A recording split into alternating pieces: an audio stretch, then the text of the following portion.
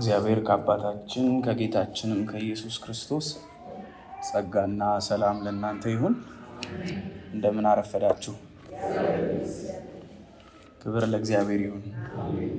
በፊቱ እንድንሰበሰብ ጸጋ ላበዛልን፣ በሕይወት እንድንኖር ምሕረት ቸርነት ላበዛልን ለእግዚአብሔር ክብር ምስጋና ይገባዋል።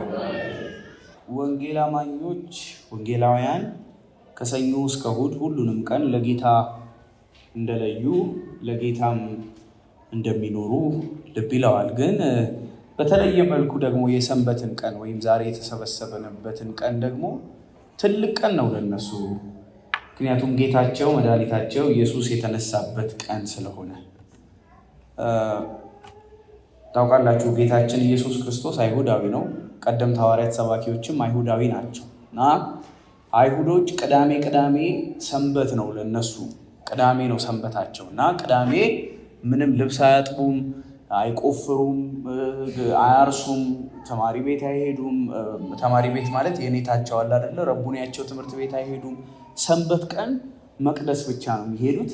ያስታውሳሉ አንድ ነገር፣ ከባርነት የተለቀቅንበት ቀን ነው፣ ይለፍ የተባልንበት ቀን ነው፣ ፋሲካ የሆነልን ቀን ነው ይላሉ እና በዚህ ቀን የሚያስታውሱት እግዚአብሔር በበጉ ደም እንዴት እንዳዳናቸው፣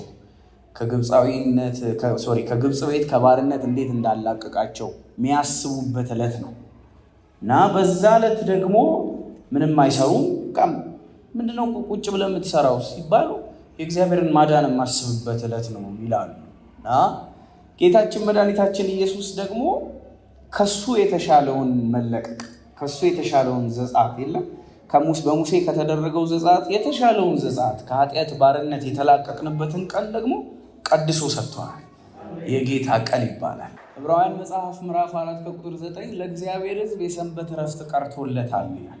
ለምንድን ነው የቀረለት ስንል ወደ እርሱ የገባ እግዚአብሔር እንዳረፈ እርሱ ደግሞ ከስራው አርፏልና ይላል። ምን ማለት ነው? እግዚአብሔር ፍጥረትን ፈጥሮ ሲጨርስ በስድስተኛው ቀን አረፈ እንደሚል በሰባተኛው ቀን ክርስቶስ ደግሞ ፍጥረትን ዋጅቶ አረፈ። ስለዚህ ቤተክርስቲያንን በዚህ ዕለት አርፋ ክርስቶስ በሰራው ስራ ላይ የምንሰበሰብበት ዕለት ነው።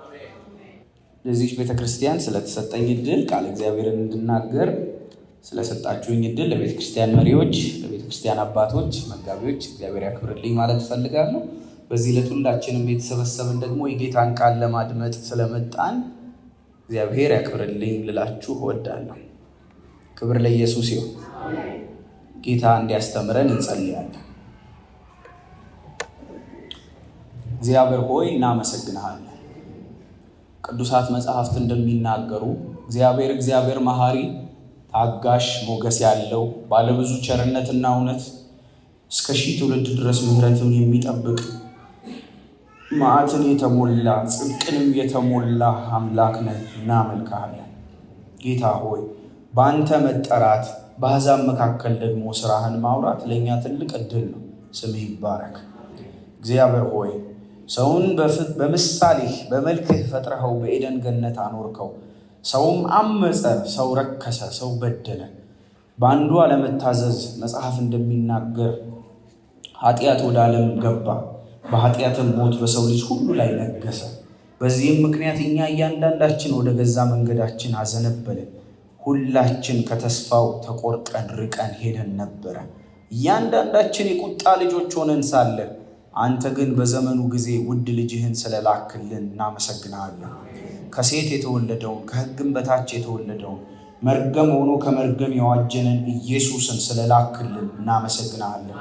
መጽሐፍ እንደሚል በጊዜው ከድንግል ማርያም የተጸነሰ፣ መጽሐፍ እንደሚል በሕይወቱ በጽድቅ በቅድስና የተመላለሰ፣ መጽሐፍ እንደሚል ስለ ኃጢአታችን በእንጨት ላይ የተሰቀለ የሞተ፣ መጽሐፍ እንደሚል የተቀበረ የተነሳ፣ በአብ ቀኝ ያለ ደግሞ የሚመጣውን ኢየሱስን ስጦታችንን ስለሰጠህን እናመሰግናለን። ጌታ ሆይ በደምህ የዋጀሃትን ደግሞ ይችን ቤተክርስቲያን የዚች ቤተክርስቲያን አካል እንድንሆን አባል እንድንሆን ጌታ ሆይ የሰማይ ዜጋ እንድንሆን ስለሰጠህን እናመሰግናለን።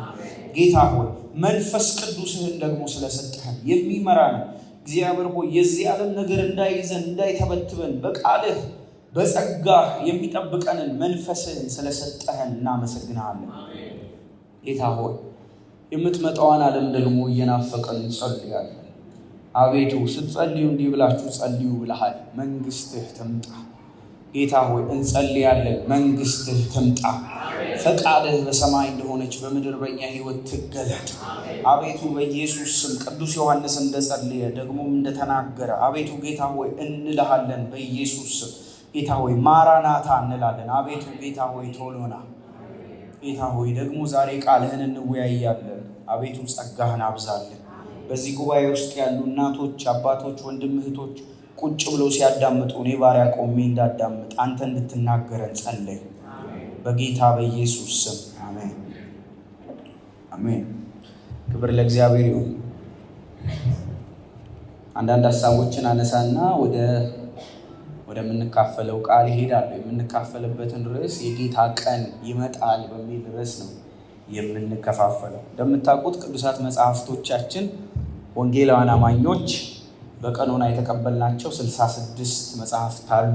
39 የብሉይ 27 የሐዲሳት መጽሐፍቶች አሉ። እነዚህ ቅዱሳት መጽሐፍት በ40 ደራሲዎች ተጽፈዋል ይባላሉ። 40 ደራሲዎች በ1500 ዓመት ልዩነት በ3 ቋንቋ በ3 አህጉር ተጽፈዋል።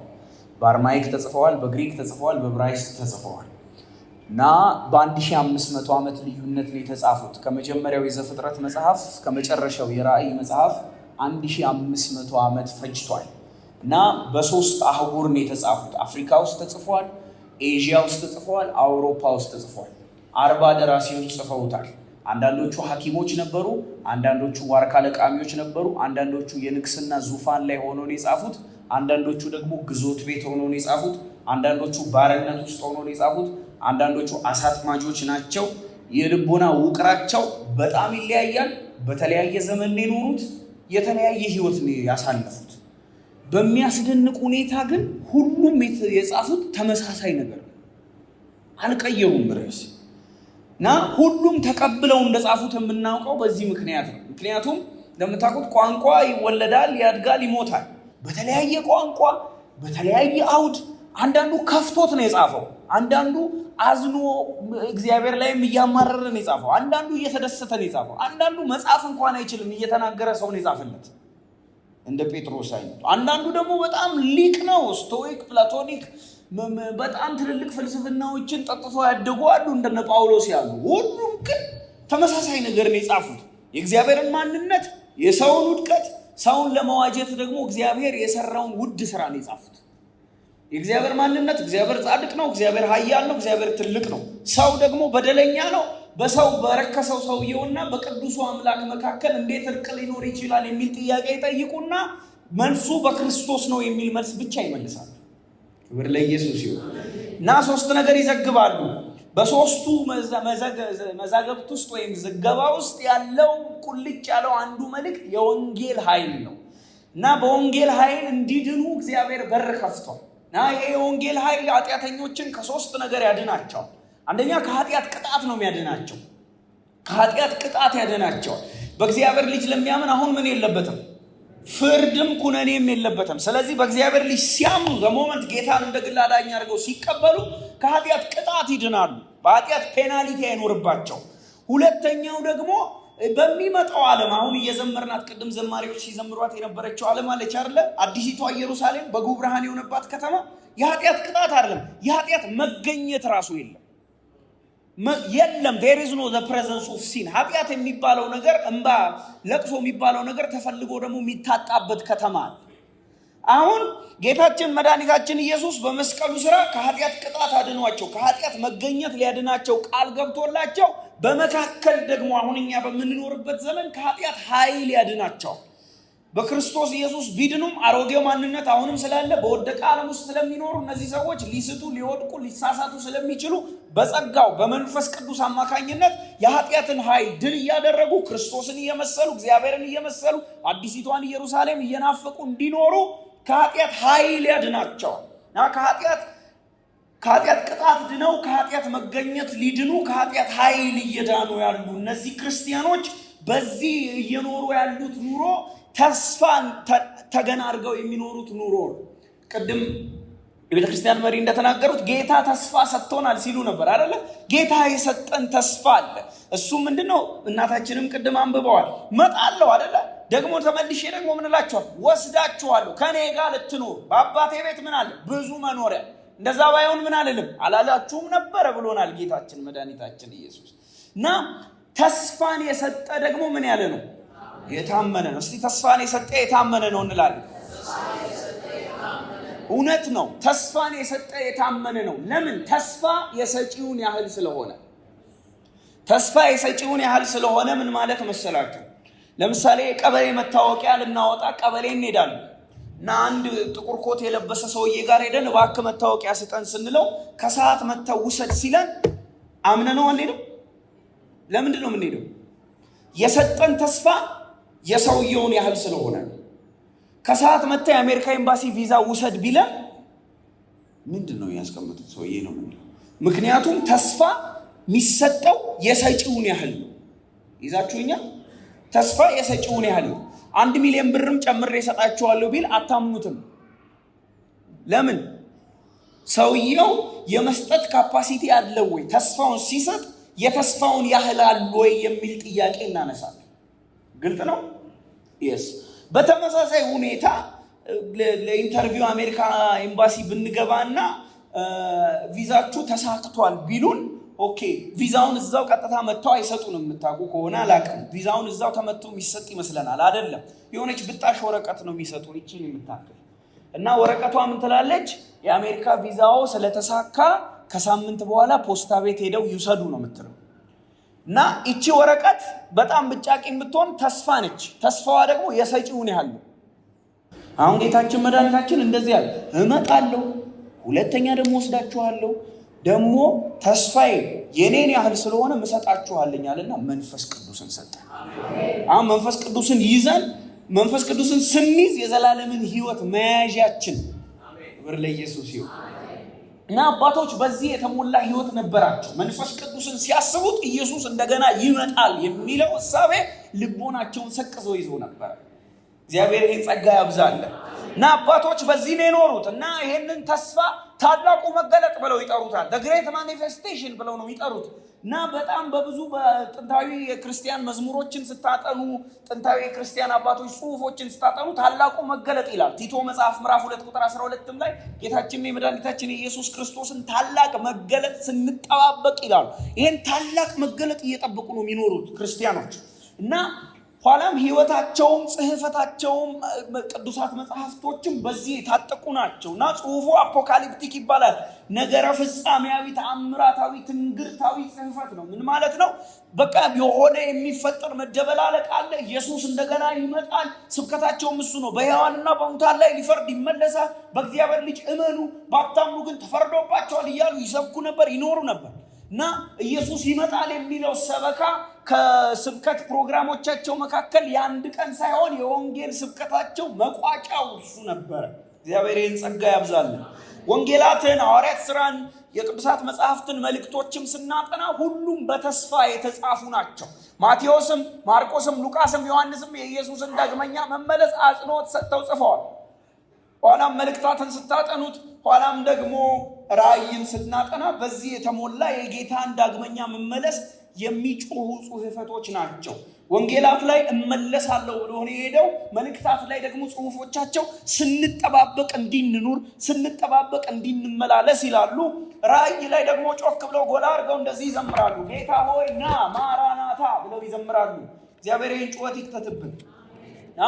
የጌታን ቀን ይህን ታላቁ መገለጥ ተብሎ በሐዋርያት፣ በነቢያት፣ በቀዳማዊ አባቶች ሲናፈቅ የነበረው ቀን በጣም ትልቅ ከመሆኑ የተነሳ አንዳንድ ቤተክርስቲያኖች እንደውም ኢየሱስ ሰሞኑን ይመጣል ብለው ሁሉ ስራ ፈተው ቁጭ ብለው መጠበቅ ጀምረዋል። የተሰሎንቄ ቅዱሳን አይ አንሰራም፣ ለምን ኢየሱስ ሰሞኑን አይደል የሚመጣው ብለው እነ ቅዱስ ጳውሎስ መልእክት ሁሉ መጻፍ አስፈልጋቸው፣ እየሰራችሁ እየተመላለሳችሁ ጠብቁ ብለው። ይሄን ያህል ናፍቆታቸው ስራ ሁሉ አስተቷቸው ነበር የተሰሎንቄን ቅዱሳን። እና በዚህ በጌታ መመለስ ዙሪያ ብዙ ዘምረዋል፣ ብዙ ጽፈዋል፣ ብዙ ሰብከዋል። ከነዚህ ስለ ጌታ ምጽአት ከተጻፉ እጅግ ትልቅ መጽሐፍት አንዱ ሁለተኛ ጴጥሮስ መጽሐፍ ነው።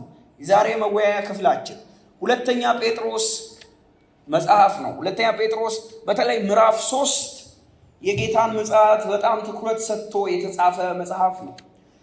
የሐዋርያው ጴጥሮስ የሁለተኛው መልእክት ምዕራፍ 3ን ነው የምንወያየው። እንደው መግቢያ ሐሳብ ብንወያይ የዚህ መጽሐፍ ጸሐፊ ሐዋርያው ቅዱስ ጴጥሮስ ነው።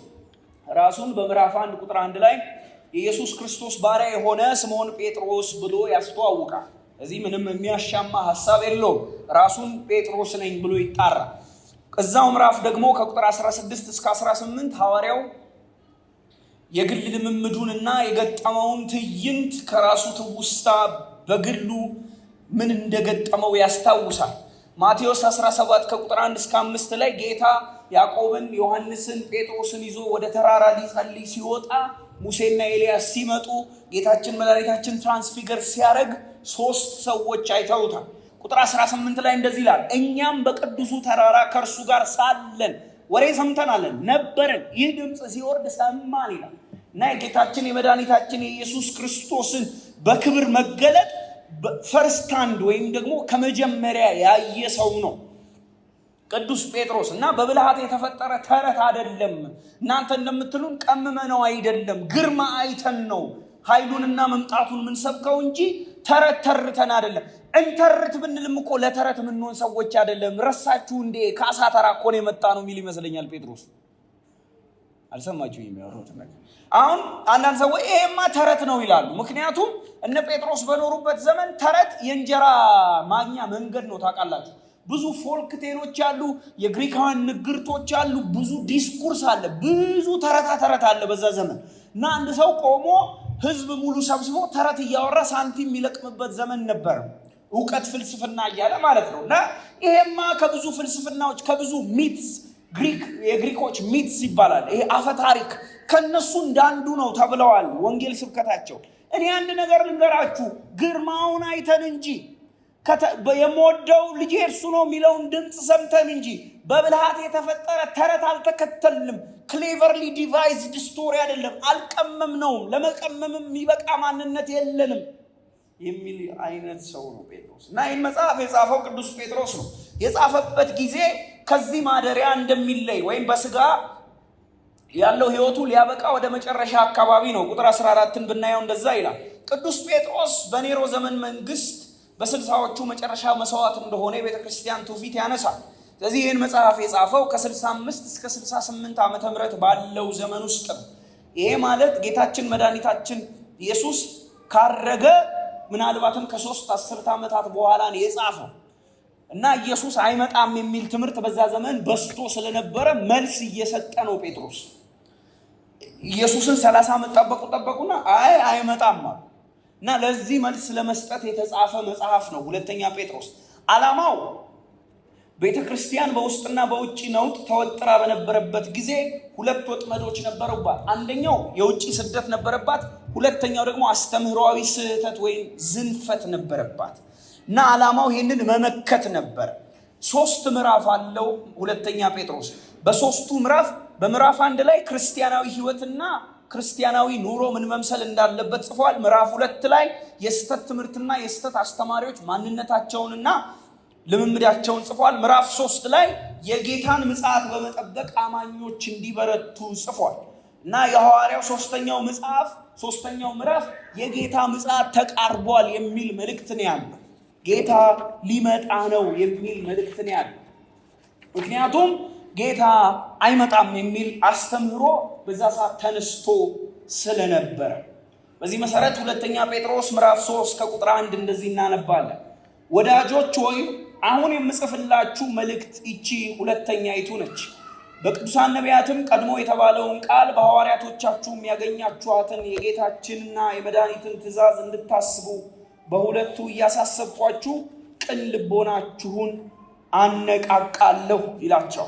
ሐዋርያው ተደራሲዎቹን ይሄ ሁለተኛ መጽሐፍ እንደጻፈላቸው ይነግራቸዋል።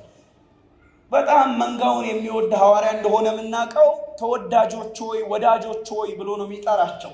ቢላቭድስ የምንወዳችሁ የምናፈቅራችሁ ብሎ ይጠራቸዋል። በአንድ ምዕራፍ ውስጥ 4 ጊዜ እንደሚወዳቸው ይነግራቸዋል። ከዚህ የምንረዳው ቅዱስ ጴጥሮስ ለሚያገለግላቸው ህዝቦች ጥልቅ ፍቅር፣ ጥልቅ ስሜት፣ ጥልቅ መራራትና ጥልቅ ክብር እንዳለው እናያለን። የመጀመሪያውን መልእክት ከጻፈበት ብዙ ርቀት የለውም፣ ቶሎ ነው ይሄኛውን የጻፈው። በሁለቱም መልእክቶች ውስጥ ቅን ልቦና አላችሁ፣ እሱን ቅን ልቦና ላነቃቃው ፈልጋለሁ ይላቸዋል።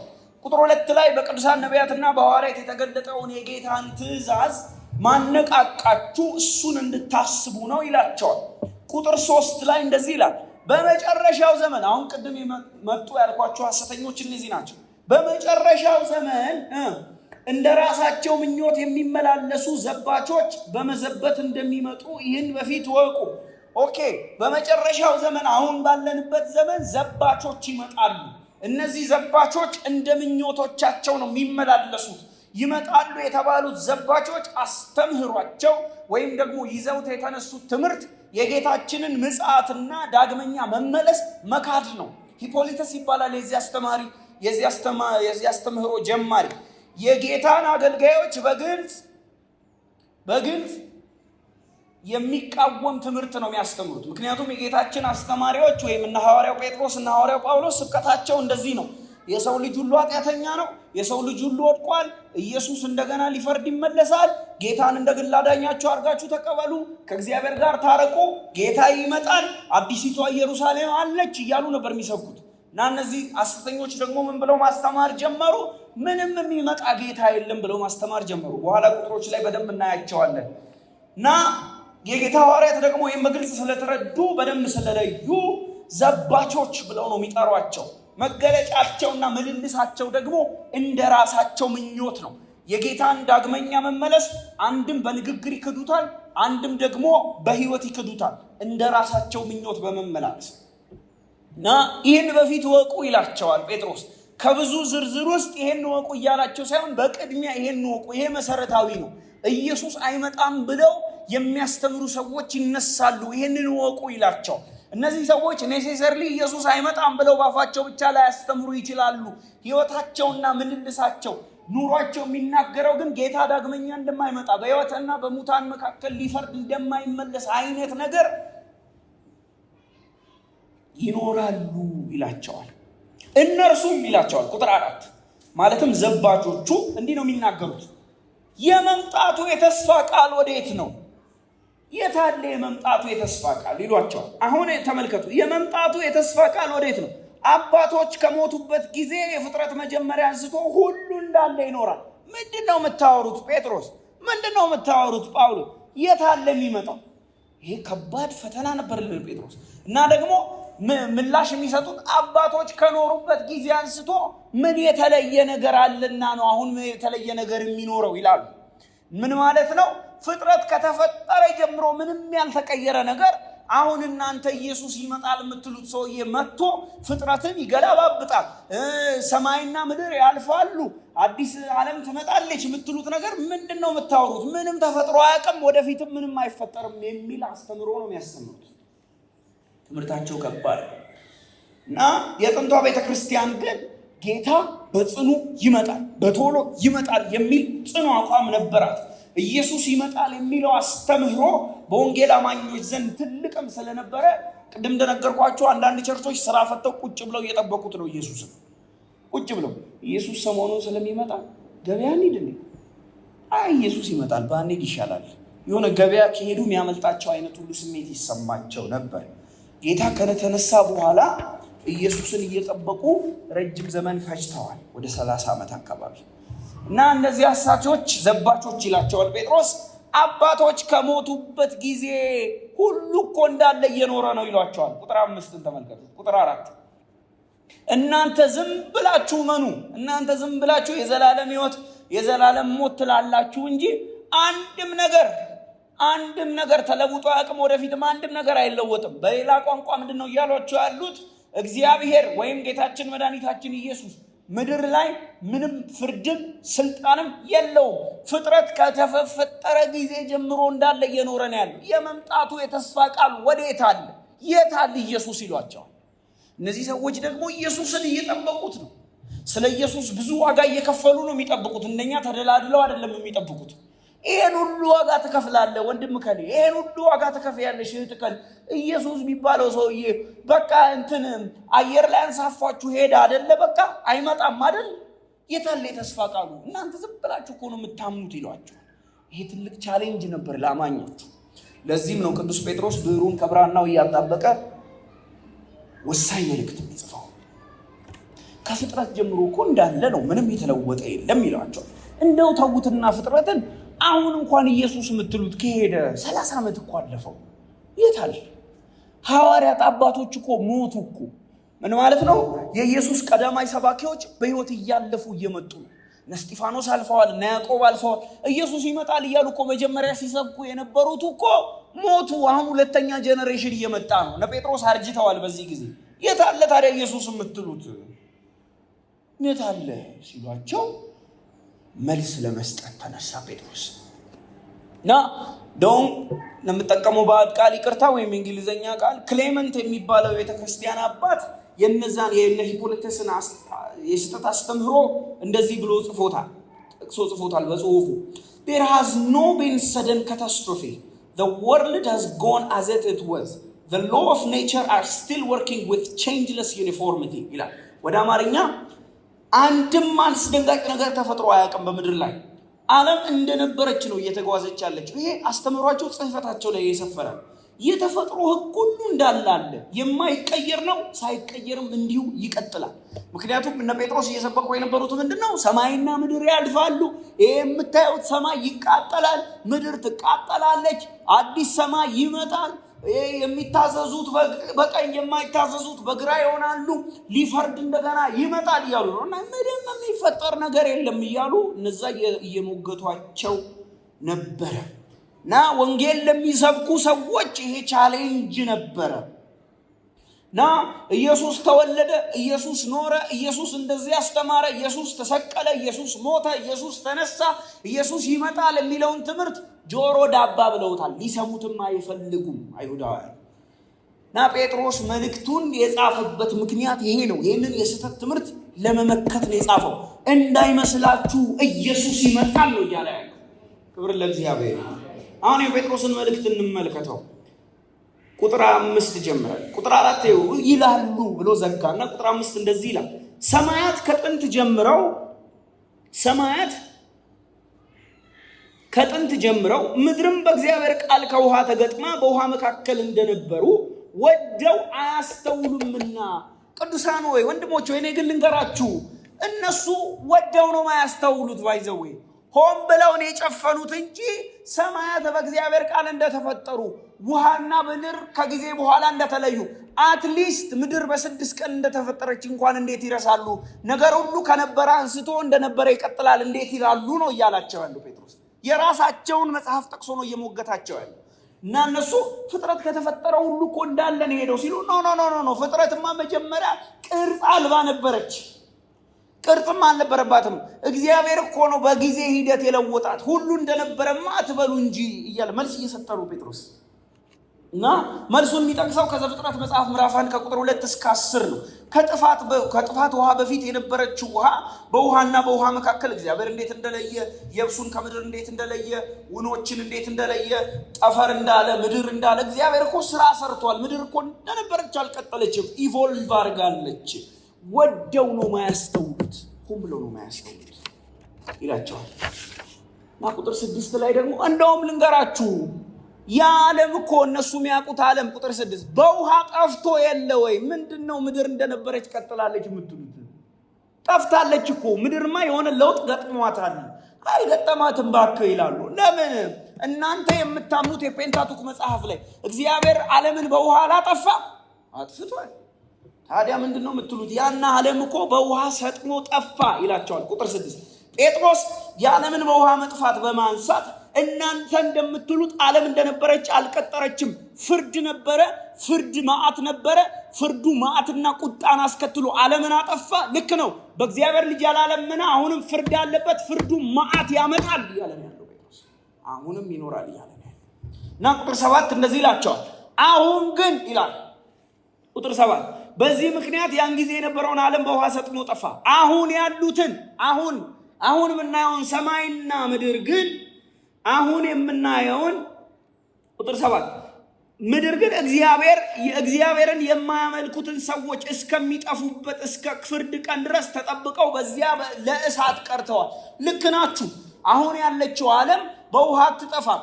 ግን እግዚአብሔርን የማያመልኩ ሰዎች፣ ከጌታ ጋር ያልታረቁ ሰዎች የሚጠፉባት ዕለት አለች። ያኔ ደግሞ ይቺ ምድር አሁንም መጥፋቱ አይቀርም፣ ሊያውም የምትጠፋው በእሳት ነው ይላቸዋል። በእሳት ነው። ልክ ናችሁ። ድንገት የሚመጣ መዓት ወጀብ የሚያሰጥም ውሃ አሁን ሊኖር ይችላል። እግዚአብሔርን የማያመልኩ ሰዎች ግን የሚጠፉበት የፍርድ ቀን አለ። ያኛው በውሃ ነበረ፣ ይሄኛው ደግሞ በእሳት ነው ይላቸዋል። ቁጥር 8 ጴጥሮስ ወደ ወንድሞች ይመለሳል። ቶሎ ላል እናንተ ግን ወዳጆች ሆይ፣ አሁን ሁለተኛ ጊዜ ወዳጆች ብሎ ይጠራቸዋል። አሁን እነሱ እንደዚህ ሲሏችሁ ልባችሁ አይውረድ፣ ልባችሁ አይዛል፣ አይድከም። እውነት ነው። 30 ዓመት ጠብቀናል። እንደውም ኢየሱስ እኮ 2000 ዓመት ሁሉ አሁን ቆየ አይደል? ጠብቁ ወዳጆቹ። አንድ ነገር ልንገራችሁ፣ ለኛ ነው የዘገየ የመሰለን፣ ለኛ ነው የቆየ የመሰለን። ለናንተ ያለኝ መልእክት ይቺ ነች። የኛ እይታ ነው ዓመታትን ምን ቆጥረው። በጌታ ዘንድ አንድ ቀን እንደ 1000 ቀን፣ 1000 ቀን እንደ አንድ ቀን ነው። ለእግዚአብሔር ሁሉም ተመሳሳይ ነው። ለምን? በጌታ ዘንድ የምትል ቃል አለች። ምን ማለት ነው? በጌታ እይታ። ጌታ ዓለምን ሲያያት በጊዜ ከፋፍሎ አያያትም። ምን ማለት ነው? under the subjection of time አይደለም። ጊዜ አይገዛውም እሱ። ለኛ ነው ረጅም ጊዜ መሰለን እንጂ ለሱ በጣም አጭር ጊዜ ነው። ለምን? ጊዜ አያውቀውም እሱን ይላቸዋል። እግዚአብሔር በጊዜ በቀን እንደኛ አይለካም። 30 ዓመት ቆየ፣ 30 ሺህ ቢቆይ በጊዜ አይለካም። አትርሱ፣ እንዳትረሱ፣ ኢግኖራንት እንዳትሆኑ። ነገ ይመጣል፣ ከነገ ወዲያ ይመጣል እያላችሁ ተጠንቀቁ፣ ተዘጋጁ። መቼ እንደሆነ አታውቁም። እግዚአብሔር ይርዳል። እና ቁጥር 9 መልስ ይሰጣቸዋል። እንዳይመስላችሁ ለአንዳንዶች የዘገየ እንደሚመስላቸው ጌታ ስለ ተስፋ ቃሉ አይዘገይም። ኢየሱስ መንገድ ተዘጋግቶበት አይደለም ያረፈደው። ክብር ለእግዚአብሔር ይሁን። እኔ ዘግይቷል በቃ ላይመጣም ይችላል ማለት ነው። ይሄ ንግግር ወዳጆች ሆይ ነው የሚለው አይደለ? ለወዳጆች ነው እየተነገረ ያለውና ወዳጆች መካከልም እንዲህ አይነት ማንጎራጎር አለ። ጌታ ግን ዘገየ ይላል። እንደነዛ አይመጣም አይሉም እነዚህ። ጌታ ግን ዘገየ። አንዳንዶች የዘገየ መሰላቸው። ጌታ አይዘገይም፣ በጊዜው ይመጣል። ከዛ ለአንዳንዶች የሚዘገይ እንደመሰላቸው በጌታ ዘንድ እኮ አንዱ እንደ 1000 ስለሆነ ጌታ አልዘገየም። ለእነርሱ ግን የዘገየ መሰላቸው እና ጌታ እኮ አላቸው ስለ ተስፋ ቃሉ ምን አይልም፣ አይዘገይም። ነገር ግን የቆየ የመሰላችሁ ቆይቷል ጌታ። ቆየብን ሲሉ ሁሉ እኮ ወደ ንስሐ እንዲደርሱ ነው። በር እየከፈተ ነው ጌታ። ሁሉ ወደ ንስሐ እንዲደርሱ ይታገሳል። ለምን? ማንም እንዳይጠፋ። የተጣለውን ሰው የማይጥል እግዚአብሔር ክብር ለስሙ ይሁን። እነ ጴጥሮስ እኮ ቢመጣላቸው ለኛ እየመጣብን ነበር ታውቃላችሁ። እመጣለሁ ብሏል ዮሐንስ 14 እመጣለሁ ብሏል። ግን የዘገየ የሚመስለን እንኳን የዘገየው ሁሉ ወደ ንስሐ እንዲደርሱ ነው። መርከቡ እንዲሞላ ነው። ምክንያቱም የዘገዩ አሉ ታውቃላችሁ። የኖህ መርከብ ውስጥ እንትን ብቻ ጥንቸል ብቻ አይደለም ዘለል እያለች የገባቸው፣ ቀስ ብላም የገባች ኤሊ አለች። ጥንቸሏ ፈጠን ብላ ገብታ በቃ ገባች ብሎ ቢዘጋ ኤሊን በምድር ላይ ባላየናት ነበረ። ይዘገያል። ለምን? ሁሉ ወደ ንስሐ ምን እንዲሉ እንዲደርሱ፣ ሁሉ ይህንን የሰማይ ወንጌል ሰምተው እንዲድኑ።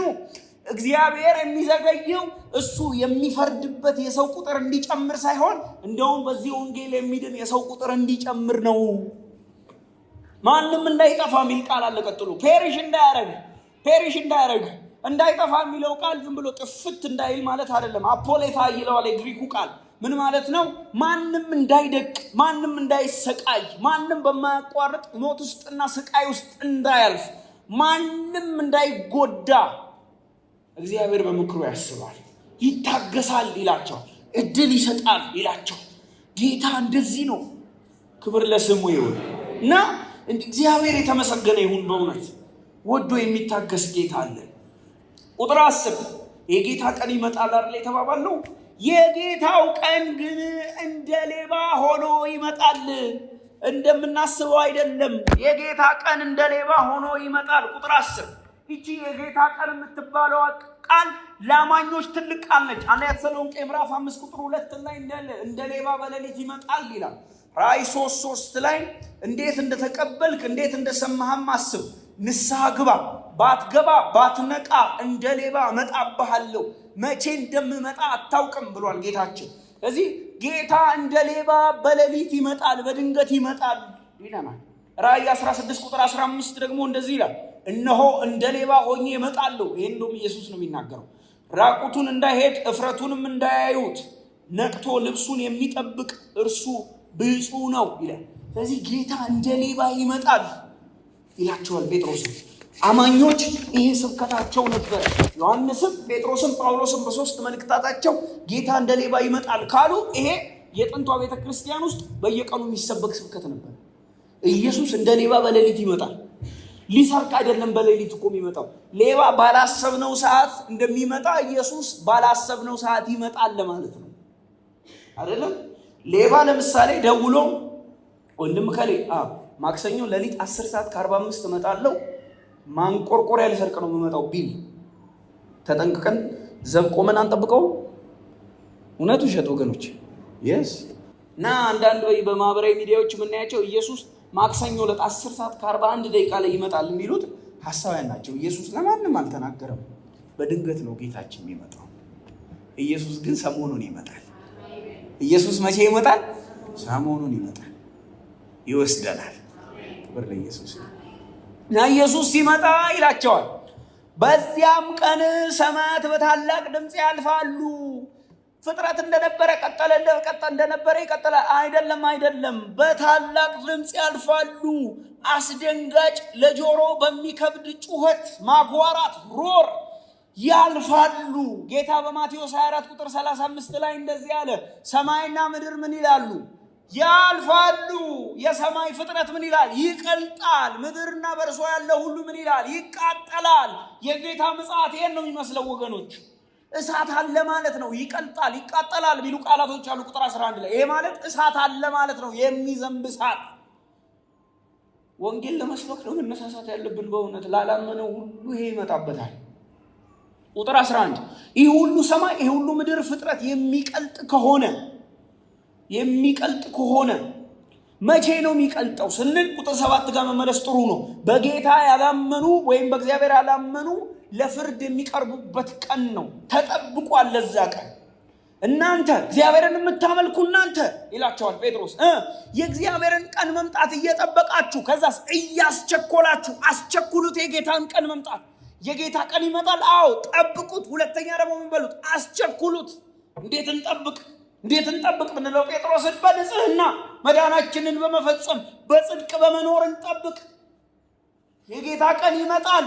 ሰማያት እንደሚቀልጡ ከሆነ ሰማያት እንደሚሆኑ ከሆነ እንዴት አለ ንጽህና ያስፈልገናል ይላል። ጥያቄ ይጠይቃል ጴጥሮስ። ከዛ ደግሞ አስቸኩሉት ይለናል። እንዴት እናስቸኩል እንዴ ጴጥሮስ? አንድ አረለህ እንዴ 1000 ቀን እንደ አንዱም ቀን እንደ 1000 ነው። እንዴት እናፈጥነዋለን?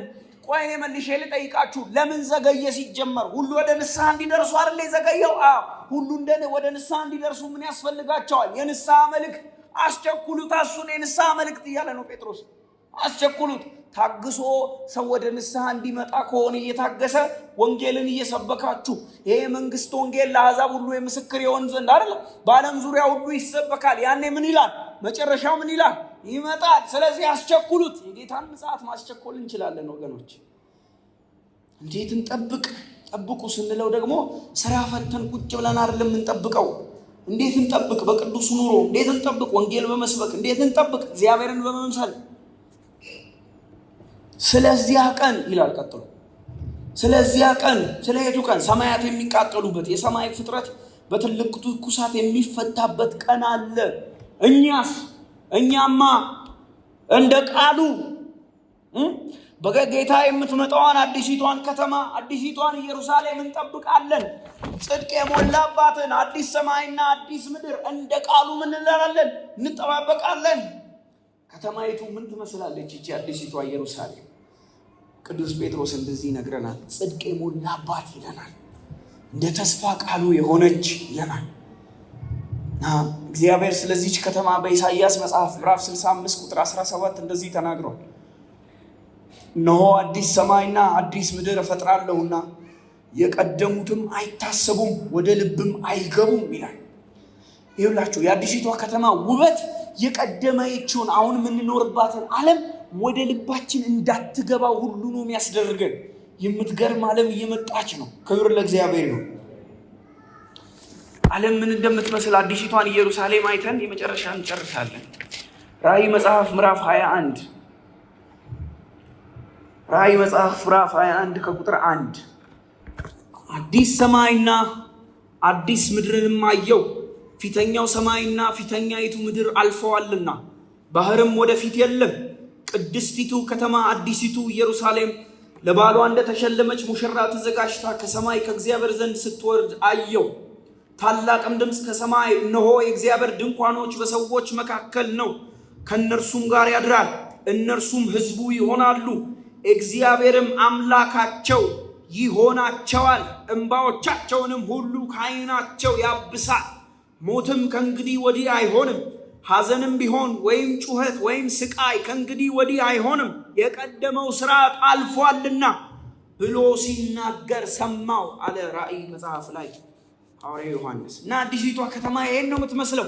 እንባ የለባትም፣ ሐዘን የለባትም፣ ለቅሶ የለባትም፣ ጭንቀት የለባትም፣ ከሁሉ በላይ ኃጢአት የለባትም። ክብር ለእግዚአብሔር ይሁን።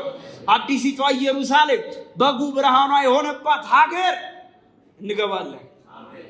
ና ወዳጆች ሆይ እኛ ግን እንደ ተስፋ ቃሉ ጽድቅ የሞላባትን ጽድቅ የሚኖርባትን አዲስ ሰማይና አዲስ ምድር እንጠብቃለን። ስንጠብቅ እንዴት እንኑር? በቅድስና እንዴት ባለ ንጽህና ልንኖር ይገባል። የጌታን ቀን ጠብቁት ተብለናል። ፕላስ ደግሞ የጌታን ቀን አስቸኩሉት ተብለናል። ሁለት አሳይመንት ነው የተሰጠን ከሐዋርያው። አንደኛ በኑሯችሁ ጠብቁ፣ በምልልሳችሁ ጠብቁ። ሁለተኛው የጌታን ቀን ለማስቸኮል ለምንድን ነው የዘገየው ስንለው ሁሉ ወደ ንስሐ እንዲገቡ እንዲደርሱ ነው። ሁሉ ወደ ንስሐ እንዲደርሱ የእግዚአብሔር ወንጌል ያስፈልጋቸዋል። እግዚአብሔር ወንጌል ሰባኪዎች ያድርገን። በአራተኛው የወዳጆች ሆይ ምክር እንጨርሳለን። አራተኛው ወዳጆች ሆይ ይላቸዋል ቀጣይ ቁጥር ላይ። ይህን ጠብቁ፣ ይህን ወጥሩ፣ ይህን አክርሩ፣ አዲሲቷ ኢየሩሳሌም እናፍቁ፣ የእርሷ ብሉፕሪንት የሆነውን የጌታን ህብረት የአማኞችን ህብረት ጠብቁ ይለናል። ቁጥር 14 ስለዚህ ወዳጆች ሆይ ይህን እየጠበቃችሁ ያለ ነውርና ያለ ነቀፋ ሆናችሁ በሰላም በእርሱ እንድትገኙ ትጉ ይለናል። ይህን ጠብቁ፣ ይህን ወጥሩ፣ የዚች አዲሲቷ ኢየሩሳሌም ተካፋይ እንድትሆኑ ጠብቁ፣ ይህን ለዚህ ላይ አክርሩ ይለናል። እና እኔ ደግሞ ከዚህ ጋር አያይዤ አንድ መልእክት አለኝ። እኔ ማቀርበው መልእክት ነው፣ ሐዋርያው አይደለም ይሄን የሚናገረው። የእርሱ ብሉፕሪንት የሆነችው ቤተ ክርስቲያን ላይ ወጥሩ አጥብቁ የሚል መልእክት ነው የኔ መልእክት። ይህንን ጽሑፍ በምዘጋጅበት ጊዜ አጥብቁ፣ ጽድቅ የሚኖርባት ከተማ እየመጣች ነው፣ እሷ ስለመግባት ተዘጋጁ ይለናል። ጽድቅ የሚኖርባት ከተማ ራእይ ላይ እንዳነበብነው አንደኛ ጌታ አለ፣ ሁለተኛ ደግሞ አምላካቸው ይሆናል አይደል የሚለው። ብዙ ክርስቲያኖች አሉ። ይኸውላችሁ ቅዱሳን በምድር ላይ በጸሎት በቃሉ ጥናት በንባብ በመንበርከክ በመዘመር ከጌታ ጋር 30 ደቂቃ ሳናሳልፍ ዘላለም አብሬ ካሳልፋለሁ ዘበት ነው፣ ውሸት። ጌታ ምስክሬ 30 ደቂቃ ምድር ላይ አብረነው ያላሳልፍነውን ኢየሱስ ዘላለም አብረነው ልናሳልፈው አንችልም። አይኔ በልቤ ነው። ቸርች አካባቢ ብዙ አልጠቀም። እሑድ ከሄድኩ ይበቃኛል፣ ጥጌን ይዤ ነው የምኖረው። ቸርች ፖለቲክስ እንዲህ ነው እንደዛ ነው የምንል ወገኖች 30 ደቂቃ አብረን ህብረት የማናረጋቸው አማኞች፣ አብረን የማናገለግላቸው አማኞች፣ ለዚህ ልባችንን አዝለውታል የምንላቸው ሰዎች እኮ ነው መንግስተ ሰማይን የሞሉት። እንዴት ልንሆን ነው? እዛ አጥብቁ ነው የሚለን ሐዋርያው። ወጥሩ፣ ጽድቅ የሚኖርባት ከተማ እየመጣች ነው። እቺ ጽድቅ የሚኖርባት ከተማ ጌታ አለ፣ ከጌታ ቀጥሎ የጌታ ሰዎች አሉ። የፈለገ ያድክሙን፣ ግን የጌታ ልጆች ናቸው። 30 ደቂቃ አብረን የማናሳልፈው ኢየሱስ ዘላለም አብረን ልናሳልፍ አንችልም። በሳምንት 2 ጊዜ አብረናቸው ለመገልገል የማንፈቅዳቸው አማኞች መንግስተ ሰማይ አብረናቸው ልናሳልፍ አንችልም። መንግስተ ሰማይ የሞላው በቃ እንደኔ አይነቱ ደካማ ነው። እግዚአብሔር ይርዳን። ያለ ነውር ይለናል። ያለ ነውር ደግሞ ያለ ነቀፋ ይለናል። በንጽህና ህይወታችሁን ጠብቁት ይለናል። ቁጥር 14 ያለ ነውር without a spot ያለ ነቀፋ አስወግዱ እያንዳንዱን ነገር በሰላም ይለናል። ሶስተኛው ምክር አይምሮን ሁሉ በሚያልፍ እግዚአብሔር ሰላም ተሞሉና ጠብቁ። ያቺን ስትጠብቁ እዚህ ከጌታ ጋር ህብረት አድርጉ፣ ከቸርችም ጋር ህብረት አድርጉ። ጽድቅ የሚኖርባት ከተማ እየመጣች ነው። ስለዚህ በሰላም ጠብቁ ይለናል።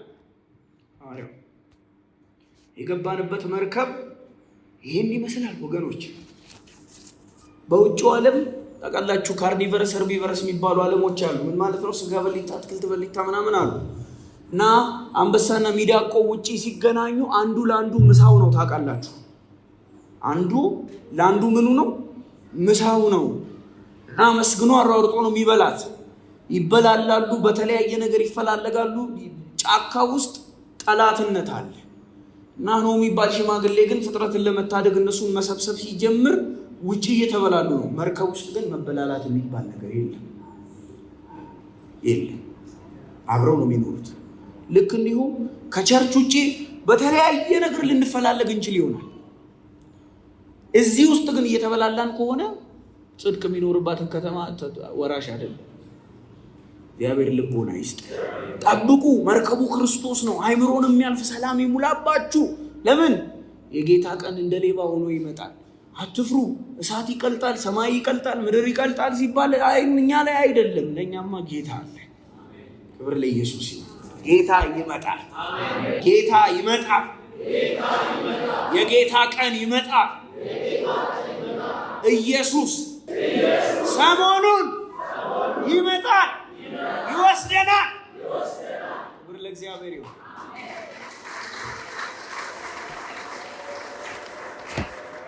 እንጸልያለን።